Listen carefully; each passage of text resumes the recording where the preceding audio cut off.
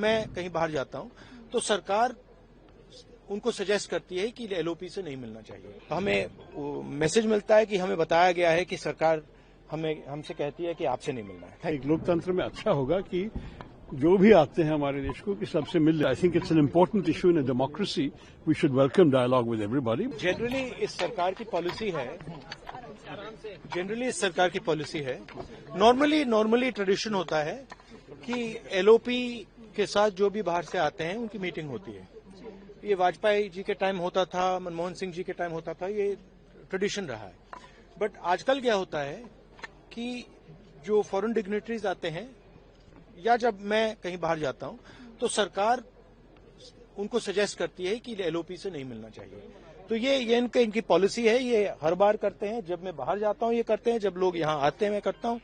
हमें मैसेज मिलता है कि हमें बताया गया है कि सरकार हमसे कहती है कि आपसे नहीं मिलना है। Thank you. बड़ा रिलेशन रहा है रशिया के साथ है। रिलेशन देखिए, रिलेशन तो सबके साथ है। जो एलओपी एक दूसरा पर्सपेक्टिव देता है। हिंदुस्तान को हम भी रिप्रेजेंट करते हैं। हाँ? सिर्फ सरकार नहीं रिप्रेजेंट करती है। तो सरकार नहीं चाहती कि ऑपोजिशन के लोग बाहर के लोगों से मिले। ये ट्रेडिशन है। एक सेकंड मुझे बोलने दीजिए। ये ट्रेडिशन है, ये नॉर्म है। बट मोदी जी इस नॉर्म को फॉलो नहीं करते हैं। फॉरेन मिनिस्ट्री इस नॉर्म को फॉलो नहीं करती है। Thank you. नहीं चाहते सर आप? इनसिक्योरिटी है। मुझे पता नहीं, मेरे ख्याल में एक लोकतंत्र में अच्छा होगा कि जो भी आते हैं हमारे देश को कि सबसे मिल ले। लेकिन मैं इसके बारे में डिटेल्स नहीं जानता हूं। जो राहुल जी कहा आप उन्हें ही कोट कीजिएगा। मैं सिर्फ ये कहूंगा, I think this is an important visit. I think for our country there is no doubt that there are very important bilateral relationships to be maintained with Russia, with China, with America. And we cannot accept a proposition that says that any one relationship has to be determined by the nature of another relationship. We should have the sovereign autonomy to actually decide the terms of our own engagement with each country.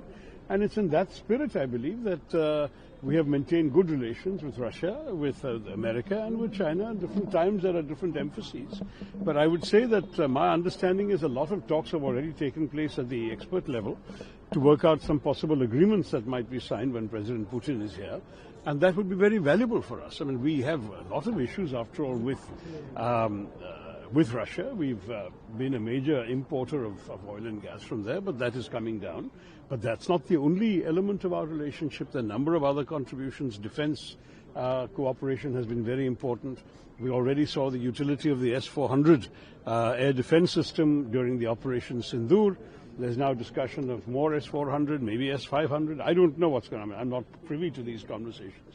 But there is obviously defense thing. There's some talk about possibility of mobility agreement for our workers. We don't want situations where our people go for one thing and end up being press ganged into the army. There should be some formal agreement about how these things happen.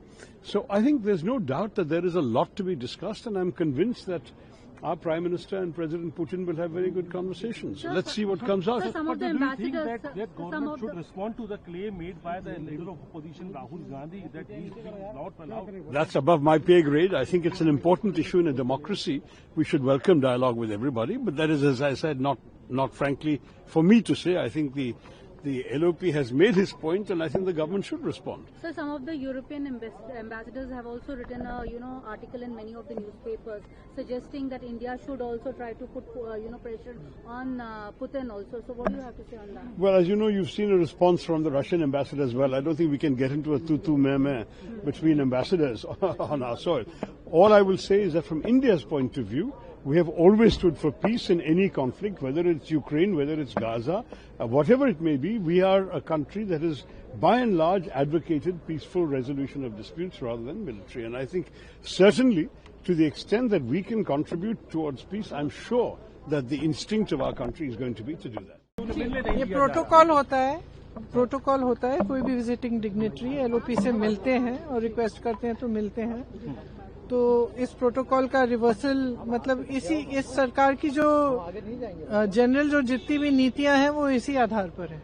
वो सब खुद घेरना चाहते हैं, कोई और आवाज को उठने ही नहीं देना चाहते, किसी और का कुछ पक्ष सुनना ही नहीं चाहते और जो प्रोटोकॉल्स हैं उनको भी तोड़ रहे हैं।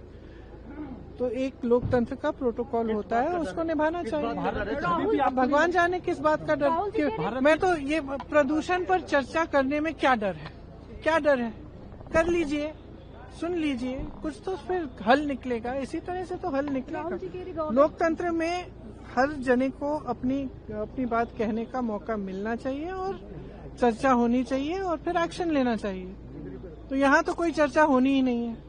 भारत की इनसिक्योर, बहुत इनसिक्योर है और उसका एक ये रिफ्लेक्शन है कि अगर एलओपी को मतलब इतने सालों से जब भी कोई डिग्निटरी आते हैं तो एलओपी से मिलते हैं, ये प्रोटोकॉल है। तो इस प्रोटोकॉल को तोड़ने का और इसका रिवर्सल करने का क्या फायदा है? मतलब ये इनसिक्योरिटी हो सकती है और क्या हो सकती है?